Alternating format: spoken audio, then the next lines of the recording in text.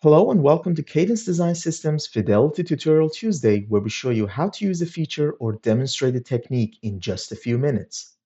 Today, I want to show you how to efficiently set up a T-Rex block that may have a structured domain as one of its match faces.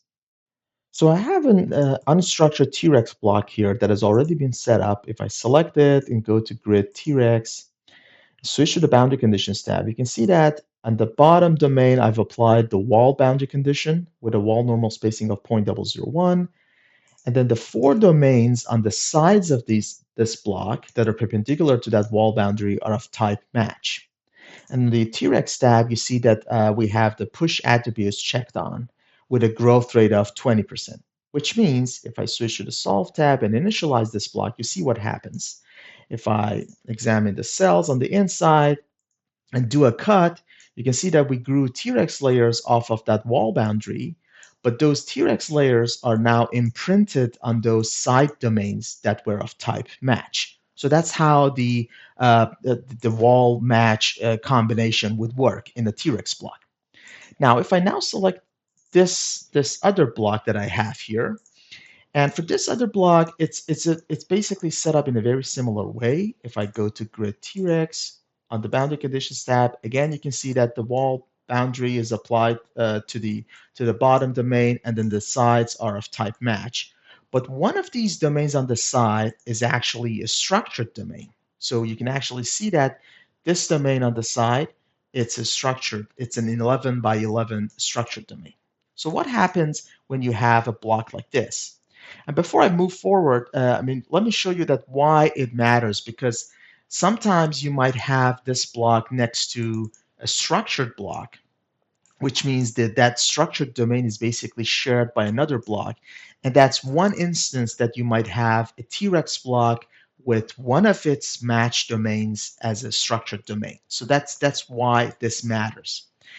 And if I now select this block again and go to Grid, Solve, and initialize this, you can see what happens is that if I do a cut and hide the domains on the side, you can see that we grew T-Rex layers off the wall boundary, but this time this structured domain is basically staying frozen, so we don't see the T-Rex layers imprinted on it.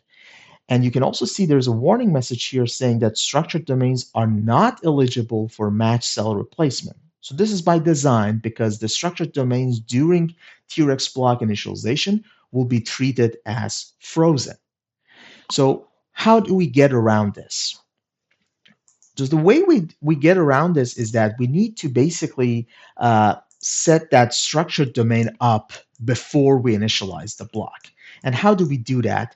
We need to apply the same growth distribution to the connectors of this structured domain so that we prime that domain for T-Rex layers before even initializing the block. So you remember that the wall normal spacing applied to that boundary was 0.001. So the first thing I do is that I change the spacing constraints of these two connectors of the structured domain to apply an initial spacing of 0.001.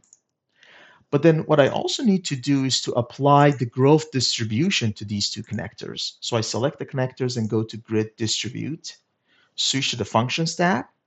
It's by default set to hyperbolic tangent. I change the function to growth. And now it's basically asking me to apply growth function to the ends of this connector. So I'm going to apply these to the beginning end, and I'm going to set the number of layers to 100, just like I had in the T-Rex block, and the growth rate of 20%, very similar to the T-Rex block. But this is still not redimensioning the points of that connector. So I need to click Optimize Dimension, and this is going to actually pack more points to nicely follow that growth distribution on that structured domain. And as soon as I click OK, you can see that the structured domain is now reinitialized, and you have this nice anisotropic growth with the initial spacing of 0.001 applied there. If I now select the block and initialize it again, you can see that everything is looking fine. And if I do an examine of the cells inside this block, you can see that we nicely grew T-Rex layers off of the wall boundary, and the T-Rex layers are imprinted on these side unstructured domains the three unstructured domains. And on this side, again, the structured domain is staying frozen, but you no longer have those issues because now you get the prism layers basically matching the structured domain, and the rest of the structured domain, you see the pyramids with their bases placed on the structured domain. Thank you for watching. If you like this video, be sure to click the thumbs up button to subscribe to our channel for more videos like this. If you have any questions or suggestions for future videos, please drop us a line down below or connect with us on LinkedIn, which is linked in the description. Thank you all and have a pleasant Tuesday.